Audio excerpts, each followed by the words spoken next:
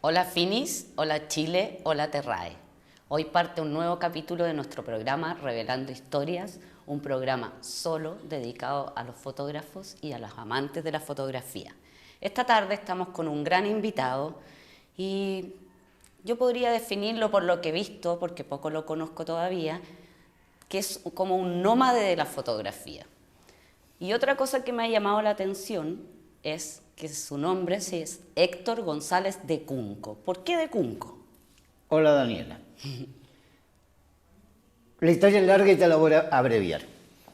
Por azares de la vida, yo que nací en ese pueblo de la cordillera, de Temuco a la cordillera, me tocó salir a vagabundear.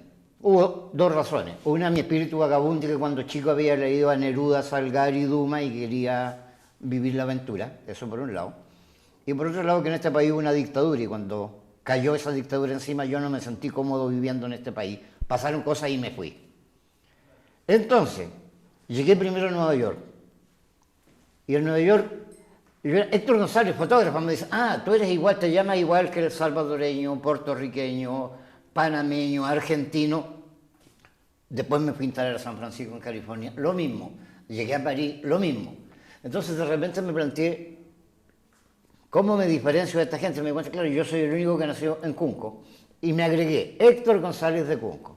Y de ahí para adelante, bueno, me empezaron a identificar. Y lo curioso es que los franceses me llamaban Monsieur de Cunco y pensaban que yo era noble. No, si pueblo, una aldeucha fea y horrible que está, instalada en medio de la nada, teniendo un lago, el lago Colico al lado, y un río, el río Allipén, la instalaron en medio de la nada, en una planicie. Y hay dos razones para eso, que lo hemos buscado en los libros de historia recientes. Uno, los bosques eran bastante impenetrables en 1883-84, que es la época. Bosques impenetrables por un lado y por otro lado instalaron el pueblo en ese lugar porque ese es el lugar ceremonial, el lugar sagrado. Y ahí estaba el cementerio, estaban juntos los... Entonces, instalando eso, instalaban la posesión y el dominio y dejaban clarito quienes mandaban en la zona. Eso era en la pacificación de la Araucanía. Luego me tocó vivir, ya lo decía, me tocó primero Estados Unidos, luego Francia, y luego moverme Francia, Italia, una cantidad de años. Estuve en total 28 años vagamundeando, Wow. hasta que el año 2004-2005 empecé a volver a Chile de nuevo, porque me reencontré con viejos amigos de un grupo musical que son los Iyapu. Gran grupo musical. Claro, lo que pasa es que cuando yo era chico, tenía 22, 23 años, me tocó ser fotógrafo en un sello de discos que se llamaba DICAP, la discoteca del cantar popular, donde grababa Kila Payún, Inti Gimani, Víctor Jara, Ángel Parra, Isabel Parra, y el largo etcétera, ese largo y rico etcétera de esa época. La mayoría de los cuales también se tuvieron que ir del país. Y otros, lamentablemente, los perdimos. Claro, entonces ahí fue que una vez llegan un grupo de muchachitos que llegaban desde el norte, muy chascones, muy jóvenes ellos, todos teníamos 20 y pocos años entonces, y me tocó fotografiarlo, y eran el Iyapu. La primera sesión de fotos la hicimos ahí en el Cerro Santa Lucía, y de ahí establecimos una relación de amistad que dura hasta ahora. Entonces, ellos que estaban viviendo en México, te estoy hablando del año 2003, 2004, ya ellos estaban viviendo en México, yo estaba viviendo en París en ese tiempo, no habíamos perdido el contacto durante 4 o 5 años, no sabíamos nada el uno del otro, hasta que resulta que ellos van a hacer una gira a Chile y tenían la idea de hacer una serie de fotos para eso. En ese tiempo yo ya estaba haciendo audiovisual. Y finalmente nos conectamos, que también es ridículo, un día me aparece en Facebook un mensaje firmado por Robert Marbu. Y yo no me atrevo a abrirlo porque en mi inocencia e ignorancia audiovisual pensé que era un virus. Entonces no lo abrí.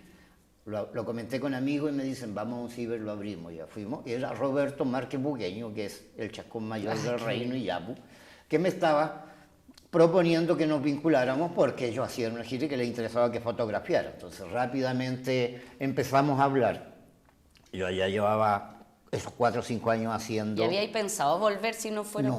No había pensado en volver. Yo estaba feliz de la vida, instalado entre París y Sevilla, que eran dos lugares interesantes para vivir, también pasando mucho tiempo en Italia. Y como ellos estaban viviendo, tenían la idea de volver a hacer una gira a Chile. Yo ya llevaba 5 años asociado con un muchacho de Estados Unidos, de Michigan, el Scott Meyer, y habíamos montado una productora audiovisual. Entonces le planteo, pero que aparte de eso sería bueno hacer un video documental que registre esa vuelta del IAPU a Chile. Y siguiendo en esa línea, cuando volvimos a Chile, había que hacer, porque era un video donde pretendíamos contar la historia de las canciones y hacer más o menos un videoclip de cada una de una serie de canciones. Esa canción del Chato Andrés que dice vuelvo, vuelvo a mi país. Yo me imaginaba que esa canción tenía que tener imágenes desde la zona de las salitreras donde ellos habían nacido, hasta la Patagonia, en donde en el Festival de la Patagonia había explotado el Candombe pa' José, y que era la primera canción muy popular de ellos. Y en medio imágenes de todo Chile, reflejando ese vuelvo, vuelvo. Entonces empezamos a recorrer todo el país con el Scott Meyer, este gringo que trabaja conmigo, y pasé por Cunco. Y no he vuelto a salir. Ahí Desde te quedaste. 2004 no he vuelto a salir, o sea, seguí yendo y viniendo primero a Europa, luego nos instalamos un tiempo en México porque el IAPU vivía en México, y luego me quedé en Cunco, o sea, volví a hacer un ajuste de cuentas con mi pasado, o sea, hacer un ajuste de cuentas con esos territorios donde quedó dispersa mi infancia. Hay un video que tú hiciste que sería bueno que contáramos dónde la gente lo puede ver, que eso acerca de tu historia y tu vuelta a Chile al reencuentro con tu pueblo, digamos. Hay un video que es producto bueno, también tengo que decirle, yo soy capiche del Estado, porque cuando volví a Chile me di cuenta que tenía ganas de hacer fotos, empezaron a salir proyectos, pero eso había que financiarlo y hay que comer todos los días. Claro que sí. Y hay que renovar equipo. Entonces, la Universidad de la Frontera en Temuco, establecimos un vínculo porque llegaron, me propusieron exponer con ellos, hacer algunas charlas con sus alumnos, y luego me cuentan que existían. Yo venía llegando después de 28 años de no vivir en Chile, o sea, yo no sabía lo que pasaba en este país. Entonces, me está diciendo que hable más lento. Entonces, ellos me cuentan que existen estos fondos concursables. Entonces concursé al primer fondar con un proyecto que se llamaba Comarca de Ausencias. Sobre todo porque mi interés era retratar todas esas ausencias. Porque cuando yo llegué a Cunco, Cunco había cambiado y yo también. Me encontré un pueblo que estaba toda la gente con tarjetas de crédito en el bolsillo. Entonces había cambiado una mentalidad, ya las casas no eran de madera, ya habían pavimentado las calles. Las casas todas eran de construcción moderna, o sea, ya no tenían techo de tejuela, ya no eran de madera, ya ninguno de los signos de identidad existían y peor aún, ya no existía el ferrocarril. Pero está disponible para que los alumnos puedan, o la gente que está interesada en ver el video. Hicimos un video sobre ese proyecto y eso lo encuentran si entran en Google, Héctor González de Cunco, bueno, y ahí entra Comarca, ¿cómo se llama? De Comarca de ausencia. Ausencia. Ya no me Comarca de acuerdo de la que ausencia. estoy... Que no tiene nada de ausencia, está lleno de presencia. Claro, pero era establecer un recuerdo, bueno, y ahí ya me encontré también con el Licurache Weilaf, un amigo poeta mapuche, oralitor, porque él se plantea que él hace literatura oral y por eso se define como oralitor. Y me uní con él y era mi cable a tierra, él es mapuche, un hombre que ha vivido todo el tiempo ahí y que me ha vinculado y me ha ido orientando, y las conversaciones con él son fundamentalmente para buscar un lugar desde donde fotografiar. ¿Y qué fotografiar? ¿Qué te parece si ahora vamos a ver tu trabajo? Yo siempre he sostenido que el único currículum válido es la foto que acabo de hacer. Y esta es de hace muy poco, aquí en Santiago de Chile, la Catedral. Y esto nace, todo esto es parte de un proyecto, de una serie de fotos que nacen a partir de una encuesta que me encontré pegada en un afiche en el metro de Santiago, ahí exactamente en el metro Manuel Montt, donde dice que la fuente es el Fondo Monetario Internacional, que en la encuesta de felicidad del año 2012, Chile aparece como el país con el Producto Interno Bruto más alto de todo el continente, pero es el país número 16 en felicidad. La encuesta de felicidad dice que es el país número 16. Y paralelo con eso, me encuentro con otra encuesta que dice que en Chile tenemos las tasas de suicidio, la segunda más grande, más alta en el mundo. Entonces yo siento que en este paraíso neoliberal llamado Chile algo no funciona correctamente.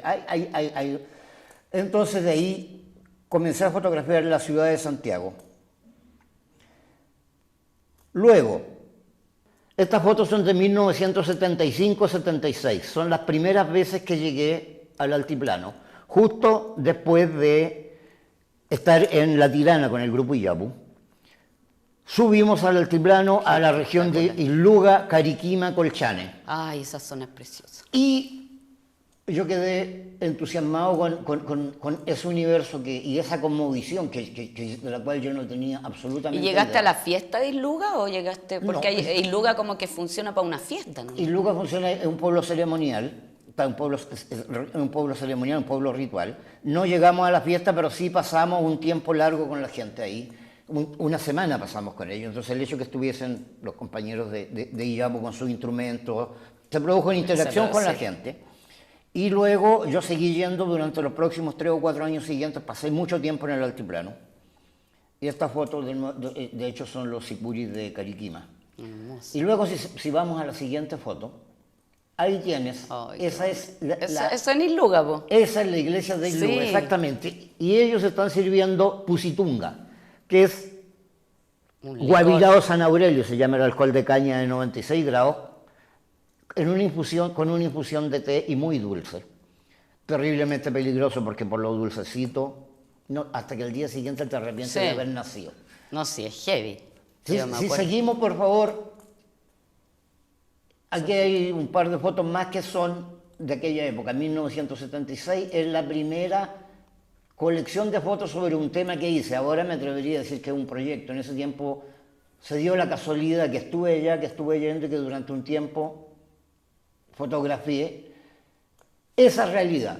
Una realidad que yo no estaba consciente que estaba cambiando, porque estas fotos ahora son imposibles ya. La gente no se viste con eso. Yo tengo un vestido de eso. Claro. Me lo dieron ellos mismos en Illuga, que pesan Claro. 1 tonelada, porque es lana pura, sí, es maravilloso. Incluso se han dado situaciones curiosas, que siempre tuve el instinto ese de hacer la fotografía y preocuparme que la gente retratada tuviesen una copia en un tamaño pequeño. Entonces, en viajes siguientes, porque estuvimos yendo varias veces con Osvaldo Torres, que es un primo que también fue parte de los Iyapu, autor de varias de las canciones, parte de la familia Iyapu. Con Osvaldo subimos alguna vez y les llevamos fotos de regalo. Y ahora yo subí, haciendo este documental con Iyapu, sobre las canciones de Iyapu, subimos a Illuga de nuevo y encontré con esta muchacha, por ejemplo, que ahora es una dama de 35 años y que tiene un par de niños. Y que ya no se viste así porque ella se acuerda de la foto y que esa foto la atesoró y que la tiene su madre y la Y tiene me su imagino abuela. que le volviste a tomar fotos. Volví a fotografiarlo, pero sigamos con la Dale. siguiente, por favor. Volvamos. Mira qué contraluz más lindo. Esa foto también tiene otro sentido porque el momento que yo hice esa foto estaba al lado mío, Roberto Márquez, que es uno de mis grandes amigos, así esos grandes amigos que uno tiene en la vida, el líder del grupo Iyapu. Hicimos esa foto eso fue el 76, creo, y resulta que muchos años después, por allá por el 96, 98, poco antes del 2000, fue portada de uno de los discos que hizo el grupo. Esos son alpacas, llamas y vicuñas, están mezclados, a una hora de puesta del sol y había algo tormentoso y ellas estaban nerviosas. Era una época en que, por ejemplo, en esa zona había suris, o sea, la avestruz andina, el ñandú, y ya ahora no existen. Vamos a la siguiente, por favor. Sí, porque además ahí está el salar de Surire por ahí. Claro, Bueno, son esto- fotos que tienen otro sentido histórico, porque estas son de las fotos que hicimos cuando yo todavía era fotógrafo en DICAP. Esta foto tiene que ser del 72, 73. Y es de las primeras fotos que hice con el grupo Iyapu, donde está Eric Maluenda, bueno. O sea, antes de irte de Chile. Antes de irme de Chile, esa foto. Y que después repetimos hace pocos años atrás, hace 3 o 4 años atrás, volvimos a repetir en el desierto, ya con otros integrantes, y entre tanto habían pasado casi 40 años de Bueno, por lo menos los contraluz, las arrugas no se ven. No, eso no se. Y sigamos con la siguiente. A lo más la guatita creció. Y esto ya es una cosa de los amigos de esta época. Y esa foto es qué bonita, qué romántica. Y aquí viene otra época. Porque a mí me tocó salir de Chile, yo empecé a salir en 1976. Y primero viví una temporada en Estados Unidos, en Nueva York y San Francisco, donde más pasé. Y luego, cuando expulsan al grupo Iyapu, en 1980, yo estaba en Estados Unidos, nos vinculamos, decidí que no volvía a Chile y me fui a vivir a París, donde estaban ellos. Y ahí empecé una larga estancia en Europa, que duró desde el año 80 hasta el 2004, 2004-2005. Toda una vida. Y sigo vinculado allá. Entonces, en Francia me tocó trabajar en las cosas más diversas. O sea, una fue haciendo fotos para fabricantes de tarjetas postales y calendarios. Otra, entré a trabajar con una empresa que fabrican automóviles. ¿Y esta pertenece a esa serie es París, de los...? claro, eso es París, las siguientes también. Pero como pasar. ¿De las postales y calendarios? Esas fueron de las que se hicieron postales y calendarios. Si puedes, con la siguiente foto. Qué bueno. Y fue curioso porque mi formación fue autodidacta y muy intuitiva más que otra cosa. Entonces yo no tengo referentes, yo no tenía referentes, yo empecé a descubrir los fotógrafos, que ahora es muy fácil porque ahora, gracias a San Google, cualquier muchacho interesado en la fotografía puede buscar y puede conocer a los referentes. En ese tiempo, en los tiempos que yo hablo, 1900... Cuando yo empecé tenía 12 años y eso tengo que contártelo. Sí, ¿cómo llegaste a la fotografía? Yo llegué a la fotografía porque, como la casualidad no existe, estando en mi casa ya en Temuco, mi padre era obrero ferroviario. Entonces corría en un tren de pasajeros desde Puerto Montt a Barón, a Valparaíso, y recogía las revistas que se le quedaban a los pasajeros. Y llegó con una revistica pequeña que se llamaba Las Selecciones de Reader Digest. Ah, sí. Ojeando esa cosa, me encuentro con un reportaje sobre un fotógrafo de Estados Unidos que se llamaba Ansel Adams. Y ahí venía... Gran fotógrafo. Viendo esa foto, yo dije, ingenuo de mí, que yo quería ser fotógrafo. Eso fue en febrero de 1962. Y aquí estáis, hecho todo un fotógrafo. Más o menos. Bueno, entonces, al entrar en marzo a clase, resulta que uno de los curas, que era el cura que nos daba ciencias sociales, ese cura había llegado hacía el año anterior y rápidamente se había hecho, era un andaluz de Jaén, alto, buen mozote, bueno para la talla, se remangaba las sotanas, correteaba, jugaba fútbol con nosotros, jugábamos pelota vasca, teníamos un frontón en el colegio. Ese cura se había echado en el bolsillo a la sociedad provinciana de una ciudad como Temuco, que en ese tiempo tenía 80.000 habitantes. Entonces al cura lo llamaban para hacer los bautizos, las primeras comuniones, los matrimonios, pero también lo llamaban para bendecir los tijerales cuando construían una casa. También lo llamaban para bendecir la siembra, bendecir las cosechas, bendecir la aparición de las vacas. No, cuando o sea, instalaban un teléfono. del pueblo. Claro, instalaban un teléfono y lo bendecían para que no lleguen malas nuevas. Bendecían los autos que se compraban nuevos. Bueno, y el cura rápidamente se dio cuenta que si era capaz de vender también las fotos de toda esa ceremonia, duplicaba su ingreso. Entonces, cuando yo llego a casa, marzo-abril de 1962, el cura un día en clase, al terminar clase, dice, ¿alguien quiere aprender fotógrafo? Y yo ya había levantado mi patita. Entonces, resumiendo, el cura, hablamos al final, me explica que él quería a alguien que hiciese fotos de la ceremonia, pide hablar con mi madre, y finalmente empezamos a trabajar, porque el cura tenía cámara. La cámara que el cura tenía, de casualidad, llego a este estudio y lo primero que veo tenía exactamente esta cámara, una Contraflex, con un lente, un Tessar 2.8, una cámara que pesa. Pesadita, sí. Pesadita y una cámara compacta, y él tenía un flash y tenía una ampliadora. Entonces así empecé a hacer fotos. O sea, yo siempre cuento... O sea, las fotos están en tu vida desde siempre. Desde los 13 años. Sí, Entonces, por eso yo cuento que yo empecé con el cura trabajándole a la BBC. Boda, bautizos, comuniones. Entonces, A la vez. desde ahí en adelante seguimos haciendo foto social hasta que llegué a Santiago a estudiar en la universidad, porque mi formación académica es totalmente otra. Yo estudié una licenciatura en matemáticas primero y luego hice dirección de cine y televisión en la Escuela de Arte. Podríamos de la seguir Comunicación. viendo fotos igual mientras vamos hablando para que... Bueno, eso siguen siendo fotos de aquella época. Esas fotos deben ser del 80 y pocos, del 80, 81, 82, 83. Esas fotos fueron de la época en que llegaron las primeras pantallas planas y esas promociones en el metro de París. Entonces sigamos por favor con otro par de fotos. Qué buena, qué bonita composición. Y estas cosas terminaban siendo postales, y que era curioso porque se vendían ahí en la orilla del Sena. No me pagaba muy bien, pero podía sobrevivir. Sigamos con... Qué lindo trabajo igual. Lo encuentro interesante ese desafío de las postales. Sobre todo que yo salía a la calle, salía con bastante películas, eso sí. Podía fotografiar, pero de repente, de una semana entera de trabajo, escogían una foto y me pagaban por foto que iban a usar. Entonces, claro, eso sí que me pagaban, me daban un viático. Entonces yo tenía que asegurar la comida, el transporte. Porque ¿Y el material? El material me lo daban. También te lo daban, ya. Pero, y luego me pagaban una cifra por cada foto que aceptaban. Eso, pero podía vivir tranquilamente mientras iba aprendiendo a manejarme en el oficio. Cosa que en Chile no hubierais podido.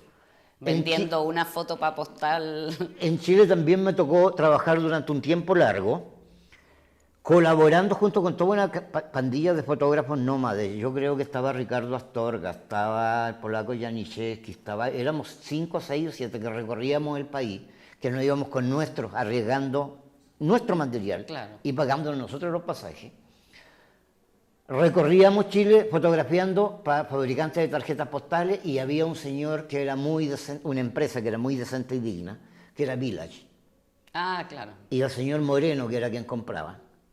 Entonces, él nos daba un buen trato porque pagaba relativamente bien. También la Dirección Nacional de Turismo compraba. Pero eso fue una época... Eso ya lo había hecho yo antes de irme a Chile entre el 70. Venía de acá, de esta historia en París. Ya tenía un poco de oficio, pero me di cuenta que me faltaba conocer. Recién en París empecé a darme cuenta de lo que significaba toda la tradición histórica que hay en Francia. Porque yo entraba a un bar y en un bar la gente estaba hablando de fútbol, como en todas partes del mundo, de política. Pero de cuando en cuando también hablaban de fotografía y conocían a sus fotógrafos, lo mismo que conocían a sus cantantes y conocían a sus poetas. Entonces yo agradezco a toda esa formación en Francia, sobre todo el apropiarse de ese espíritu cartesiano, que yo a eso achaco que ahora he podido ganar, fondar, FND, Cercotec, una cantidad de cosas, porque aprendí a trabajar con una lógica y aprendí a formular los proyectos con esa lógica cartesiana. Esa es una de las muchas cosas a agradecer, si seguimos con fotos.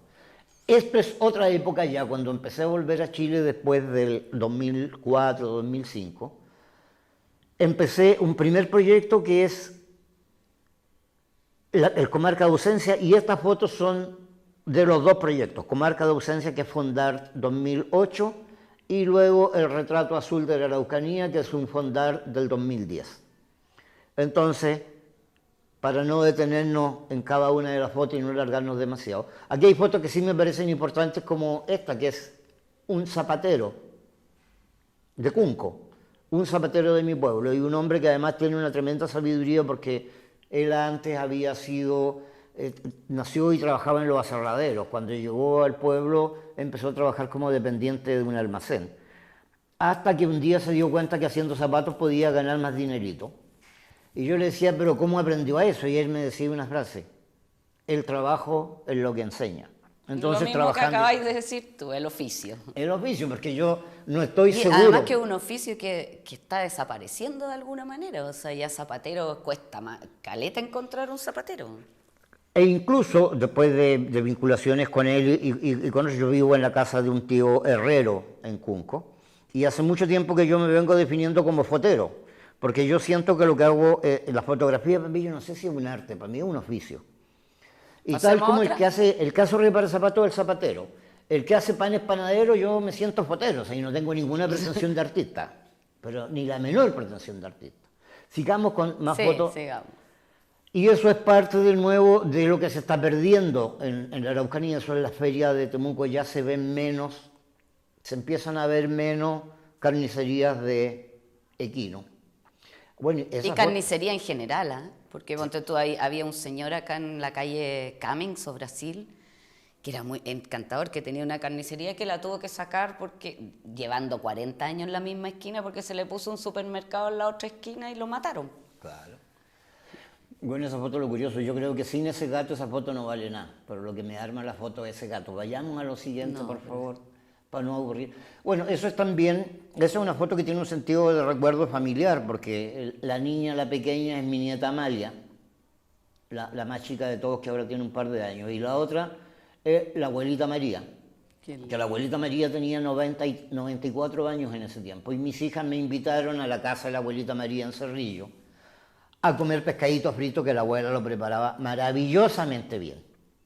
Pero en el fondo yo sabía que no me estaban invitando a mí, sino que estaban invitando a mi amante del ojo de vidrio. Ellos lo que querían es que yo fuese a hacer fotos. Juntamos a la abuela María con mi nieta María.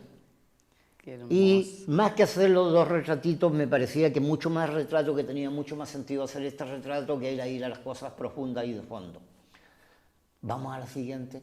Y esto vuelve y sigue siendo Araucanía. la Araucanía, porque en la Araucanía también tengo la suerte de tener una cantidad de primos que son vaquianos y que tienen sus jeeps, con los cuales suelen recorrer sectores, pero por la cordillera, que son las rutas de las veranadas, donde suben los animales durante el verano, y también lo que fueron las rutas de los contrabandistas, que todavía suele haber contrabando por ahí.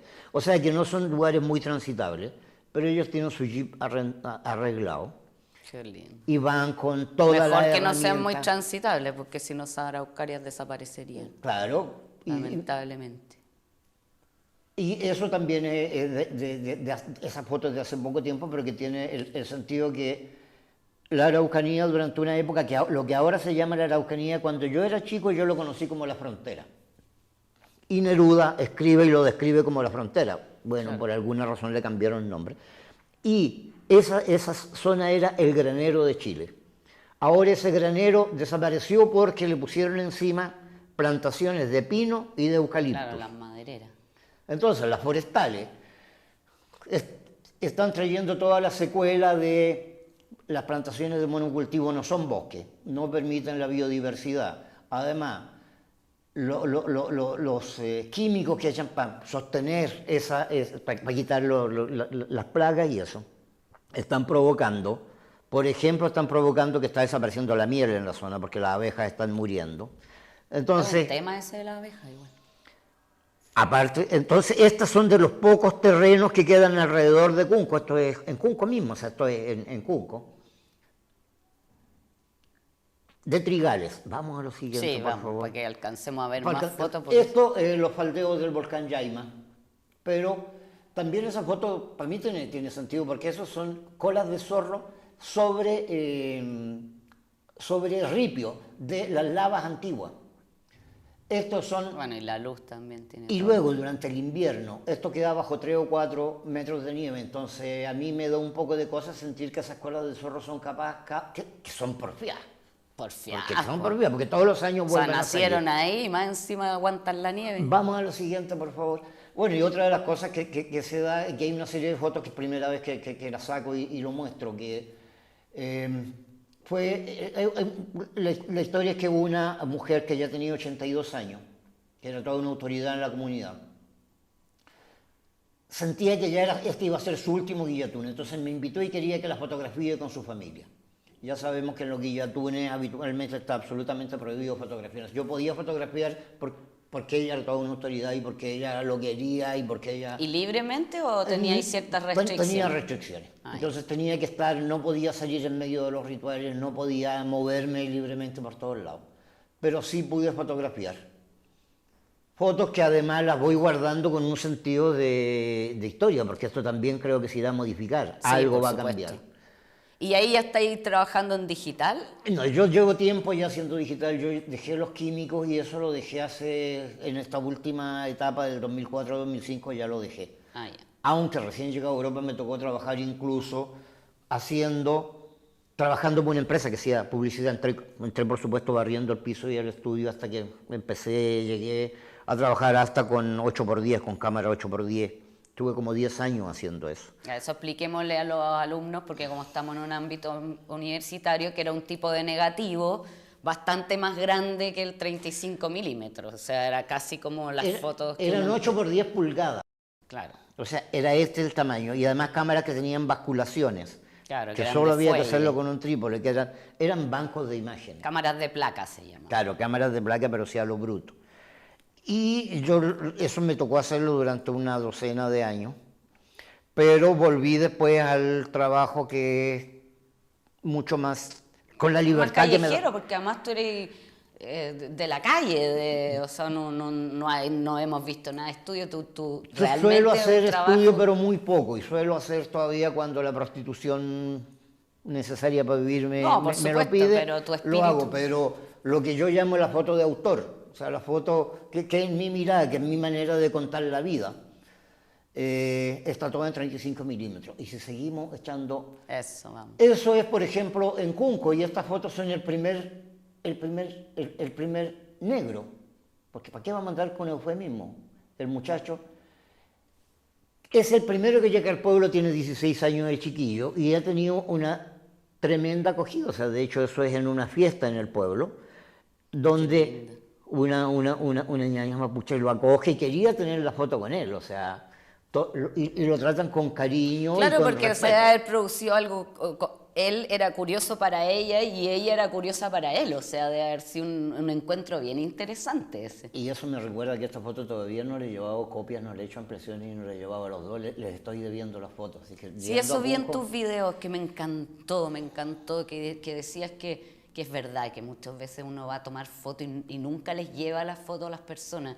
Y vi que tú volvías al lugar y les llevabas las fotos. A mí me interesa retratar, pero que la gente se aparte, que son los protagonistas de los retratos, lo que me interesa es que tengan esa foto. Por ejemplo, tengo una foto, o sea, hay un conflicto, y no es un conflicto mapuche, lo que es un conflicto del Estado chileno contra los mapuches, que estaban tranquilos de la vida ahí, hasta que les llegó el Estado chileno primero imponiéndoles cosas, y luego llegan las forestales, que lo mencionábamos recién, llegan ahora, también están las hidroeléctricas que están instalándose, contaminando y arrasando contra... Entonces hay manifestaciones de parte de los mapuches, yo también estoy retratando. No, y también muchos les compraron las tierras medio chuecos y pasó. Claro, primero lo Todo emborracharon, un después lo tema, compraron. exactamente, lo emborracharon. ¿no? Entonces creo que esto es de lo... Bueno, y sigamos a la siguiente foto, por favor. Esa es genial. Y esa foto tiene otro sentido, porque él es Elicure Chigoila, poeta mapuche, oralitor, amigo y también de Cunco, compañero de aventuras y de proyectos. Pero esto es en un viaje que hicimos hace poco a Europa, donde por encargo de la DIVAN, yo estaba haciendo un documental, bueno, de nuevo con Scott Mayer estábamos haciendo un documental sobre el proceso creativo de Elicure Chigoila. Y a mí me pareció interesante cuando llegamos al monasterio de la Rábida, porque el monasterio de la Rábida es donde Colón estuvo las 2 últimas semanas hasta el día que se embarcó en Puerto de Palo. Y ese monasterio es pequeñito, y paseando por ahí por Elicure nos dimos cuenta que la sombra de Elicure se proyectaba, y era más o menos la misma época en que había estado Colón, la misma época del año, o sea que alguna vez ahí también se proyectó la sombra de Colón. Ay, Y qué bonito, qué era poético. interesante hacer eso, sobre todo porque hay un libro, un ensayo de Licura que se llama El recado confidencial a los chilenos. ¿Y tú hablas mapudungún? No, yo no hablo mapudungún, conozco y puedo entender cuando van, pero no, ya me tocó aprender a manejarme en inglés, francés y en italiano, suficiente por ahora. Bueno, y eso es la Araucanía. Otra... ¿Qué te llamó la atención? No, de ahí lo que me llama la atención, que eso es, la mayor metáfora es el reflejo de Chile, o sea, este es el paraíso neoliberal, donde el ejército, los perros guardianes de los dueños del poder, por supuesto que hacen el homenaje a la bandera y al Banco Falabella, porque Falabella es un banco y una tienda, o sea, y esta foto aquí en Chile no hay que explicar mucho, esta foto me ha ganado la enemistad de mucha gente que dicen que yo soy antipatriota. La verdad es que a mí no me interesa ser patriota porque el concepto de patria que me quieren vender, yo prefiero una patria inclusiva, una patria tolerante y una patria multicultural. Y no ese concepto de patria, porque esta gente que hace gárgaras con la patria, con la religión y con la familia, a mí me suenan a nostálgicos de aquel personaje que hizo Perro Muerto y que se fue sin pagar. Tal cual, que hizo Perro Muerto. Y hablo de Augusto Pinochet Ugarte. Bueno, esto es de la serie que estoy haciendo sobre Santiago. Volvemos al principio. Claro, volvemos al principio. Esto es la casa de unos amigos que me acogen ahí en el barrio Las Tarrias. Y de casualidad, yo siempre estoy con la cámara. Me levanto y la tengo a mano. Y bueno, salgo a mirar por la ventana y me encuentro con la gata ahí. Yo hago la cámara, alcancé a hacer la foto. O sea, de casualidad eso creo que nunca más se va a repetir. Sí, porque además los gatos son aburridísimos. Es la misma ventana de la casa. Y ahí la cosita de Polman. Donde está creciendo el falo de Polman. Exactamente. Otro de los símbolos del neoliberalismo en este país. Y luego... ese es un personaje que hace muchos años atrás predicaba en la calle dando saltitos y decía gloria a Dios, gloria al pulento, gloria al Santísimo. Yo pensé que estaba muerto, hasta que hace poco estaba en la calle en el centro intentando encuadrar para fotografiar a los ciegos cantando ahí y él me entra en cuadro y me mira, o sea, esa es magia pura. Yo sigo creyendo que existen los dioses paganos de la fotografía que si uno está trabajando con la cámara en la mano lo van a ayudar. Sigamos otro par de fotos para no aburrir más a la gente. Eso es de nuevo casualidad. Santiago, calle Merced, frente a un supermercado. Y se dio la situación, o sea, y no puedo dejar de fotarla. Yo no intento crear fotos, sino que voy detrás de lo que la realidad me va ofreciendo. Sí, es bien irónico ese sándwich gigante ahí al lado de esa persona. No, y además el perro mira hasta con una cierta curiosidad, por no decirlo. Luego me enteré que los muchachos son muy buena persona, viven por ahí cerca, y él es un señor que está mendigando por el barrio permanentemente, y ni siquiera es alcohólico. Vamos con la siguiente, por favor, que estamos terminando. Qué bueno, divertido. De nuevo, esa cosa de la ironía. Yo estaba y me puse a verlo, y de repente veo venir a la gente, y cuando los veo, yo no sé por qué pareciera que soy invisible, a veces, entonces levanté la cámara y lo hice. Esto es, y aquí empezamos otra serie de fotos que con esta ya terminamos, que son, de casualidad me pilló en Santiago, porque yo vivo de Temuco para la cordillera y frecuento Santiago de cuando en cuando. Decía que necesito venir a conectarme al tubo de escape de un Transantiago, porque demasiado oxígeno en la cordillera me emborracha. Además que en Santiago pasan cosas, en Santiago... Es que sí, pues muy centralizado Chile. Este es un país centralizado. Entonces, viniendo a Santiago me encontré con las primeras manifestaciones del año 2011, cuando recién estaban haciendo este movimiento ciudadano por la educación chilena. Y he hecho algunas fotos que se han convertido en símbolos, que sobre todo ellos, los estudiantes, la han hecho suya. Es que esta es bien impresionante, porque esa señora ahí parando... Es una muchacha, una estudiante. Bueno, esta es de las fotos de los últimos... Esto es de hace un par de semanas. Esta es la última manifestación del año 2013. Y el perro, ahí siempre el perro chileno metido. Y luego esa foto es de cuando se estaba corriendo, esa bandera estaba corriendo alrededor de la moneda eran 1.800 horas, 1 hora por cada $1.000.000 necesario para solucionar todos los problemas de la educación chilena. O sea, dinero que se obtendría si se pusiese royalty, impuestos a la minería, por ejemplo. pero como en este país los capitales extranjeros llegan y se llevan lo que quieren. Bueno, y esta foto también tuvo muchísima difusión. A mí, bueno, tengo que decirlo, o sea, yo soy muy asiduo ¿Y ocurrió eso en ese minuto o hay algo planeado? No, nada de nada. Yo siempre, cuando voy a fotografiar a estas manis, me alejo de las manadas de fotógrafos. Donde hay muchas cámaras, yo me alejo y me voy por otros lugares. Y alejándome eso me encuentro con estos muchachos, después me enteré que se llamaba Alonso, que estaba intentando tímidamente ofrecerle la flor. Además me doy cuenta que era el único, levanté la cámara, hice una foto, incluso pensé en no hacerla, porque esa foto ya está bastante hecha, o sea, ya se ha hecho en la época de la guerra de Vietnam, la han hecho en mayo en París. De hecho, por eso te pregunté si había sido natural Y además, yo siempre hago blanco y negro, pero al ver eso me di cuenta que la foto tenía que ser color, porque si no la flor se me pierde, es un gris medio igual que el del fondo. Exactamente. Además, aunque mis fotos siempre las previsualizo, o sea, antes de hacer clic, me imagino cómo hacer esa foto ampliada. Y me la imagino, cuando era chico me la imaginaba ampliada a doble página en live. Ahora me imagino cómo sería esa página ampliada en 40 por 55 centímetros. Y me la imagino en blanco y negro, pero hay veces que el color es el tema, tal como en esa foto anterior. Pero espérate, tengo una duda. ¿Tú las tomas en color y después las plazas a blanco y negro? ¿O en el minuto de la toma seteas la cámara? No, yo tomo en color y tomo en formato RAW. Ya, perfecto. Porque si la tomo en blanco y negro y en JPG perdería información y prefiero tener todo. Ya, perfecto. Prefiero tener todo en RAW y después de eso hago el revelado digital. Vamos a explicar también que el RAW es un formato de archivo, que no todas las cámaras tienen, por supuesto, pero las más profesionales sí, y que equivale al negativo fotográfico. Es un formato en el cual uno puede corregir colores, muchas cosas, contrastes, darle más, cambiar el diafragma, o sea, es muy equivalente a lo que era el negativo en realidad. Claro, de hecho ahí está todo en bruto, porque el JPG, por ejemplo, y no tan absolutamente en bruto porque ya también la cámara le hace un cierto seteo previo, pero el JPG le imponen una norma, un preseteo muy fuerte que viene... Es que al ser comprimido el archivo pierde mucha información.